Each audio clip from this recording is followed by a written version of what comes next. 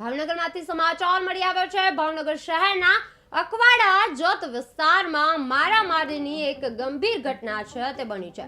ભરતનગર પ્રધાનમંત્રી આવાસ યોજનામાં રહેતા યુવાન પર જીવલેણ હુમલો કરવામાં આવ્યો છે, જેમાં વોટ્સએપ અને ફોન પર વાતચીત કરવા બાબતે ઠપકો આપતા માથાકૂટ સર્જાઈ હોવાનું પ્રાથમિક રીતે જાણવા મળ્યું હતું। આ મારામારીમાં દિનેશભાઈ ચૌહાણનું સારવાર દરમિયાન મૃત્યુ થયું, જ્યારે કલ્પેશભાઈ ચૌહાણ ગંભીર હાલતમાં હોસ્પિટલમાં ખસેડવામાં આવ્યા હતા।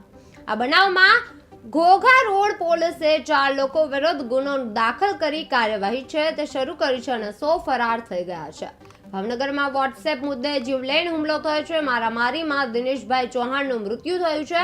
કલ્પેશભાઈને ઘાયલ હાલતમાં હોસ્પિટલમાં ખસેડવામાં આવે છે। ઘોઘા રોડ પોલીસે 4 સામે ગુનો દાખલ કર્યો છે। ફરાર હુમલાખોરોને ઝડપી લેવા ચક્રો ગતિમાન કરવામાં આવ્યા છે। ઘોઘા રોડ પર પોલીસે 4 સામે ગુનો છે તે દાખલ કર્યો છે।